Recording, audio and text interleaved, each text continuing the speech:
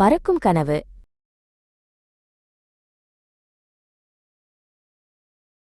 நெடுங்காலத்திற்கு முன்பு உலகம் இன்னும் இளமையாக இருந்தபோது வில்பர் மற்றும் ஆர்வில் என்ற 2 சகோதரர்கள் பறவைகளை பார்ப்பதை மிகவும் நேசித்தார்கள். அப்படியே பறக்க முடிந்தால் எவ்வளவு நன்றாக இருக்கும் என்று வில்பர் ஒரு ராபின் பறவை வானத்தில் பறப்பதை பார்த்தபடி பெருமூச்சு விட்டார்.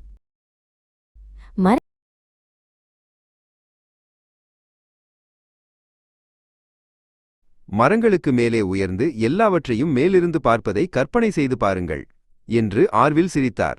அவர்கள் இறக்கைகள் மற்றும் இறகுகளின் படங்களை வரைந்து பல மணி நேரம் செலவிட்டனர். அவர்களின் மிதிவண்டி கடை அவர்களின் பட்டறையாகவும் இருந்தது. அது அவர்களின் யோசனைகள் மற்றும் சோதனைகளால் நிரம்பியிருந்தது. காகித விமானங்கள் எல்லா இடங்களிலும் பறந்தன, ஆனால் எதுவும் நீண்ட நேரம் காற்றில் தங்கவில்லை. நமக்கு இன்னும் வலிமையான ஒன்று தேவை என்று வில்பர் ஒரு சன்னி காலையில் அறிவித்தார். ஒரு தேனீ போல் சத்தம் போடும் ஒரு உண்மையான இயந்திரத்துடன். ஆர்வில் கைகளை தட்டினார். ஒரு பறக்கும் இயந்திரம். அவர்கள் மரத்தால் செய்யப்பட்ட ஒரு பெரிய இலகுரக சட்டத்துடன் தொடங்கினர். அது ஒரு பெரிய பட்டம் போல் இருந்தது. அவர்கள் அதை வயல் முழுவதும் தள்ளி காற்றை பிடிக்க முயன்றனர். அதற்கு இறக்கைகள் படபடக்க வேண்டும் என்று ஆர்வில் ஒரு பறவையைப் போல நடித்து பரிந்துரைத்தார். வில்பர் தீவிரமாக யோசித்தார். அல்லது நிலையாக இருக்கும் இறக்கைகள், ஆனால் நம்மை மேலே தூக்குவதற்கு சரியான வடிவத்தில் இருக்க வேண்டும். அவர்கள் இறக்கைகளுக்கு துணியை சேர்த்தனர், அவற்றை அகலமாகவும் வலிமையாகவும் மாற்றினர். காற்று எப்படி நகர்கிறது மற்றும் பறவைகள் எப்படி சறுக்குகின்றன என்பதை அவர்கள் ஆய்வு செய்தனர். பலமுறை அவர்களின் இயந்திரம் தள்ளாடியது மற்றும் விழுந்தது.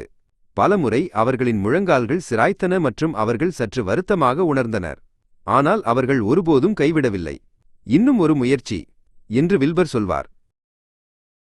இறுதியாக ஒரு காற்று வீசும் பிற்பகலில் ஒரு சிறிய தள்ளுதல் மற்றும் நிறைய நம்பிக்கையுடன் வில்பர் தங்கள் அற்புதமான பறக்கும் இயந்திரத்தில் ஏறினார். ஆர்வில் அருகில் நின்று மூச்சை பிடித்துக் கொண்டிருந்தார். வூஷ்! இயந்திரம் தரையிலிருந்து மேலே கிளம்பியது.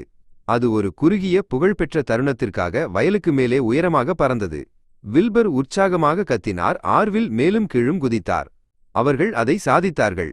அவர்கள் தங்கள் கனவை பறக்க வைத்தார்கள்.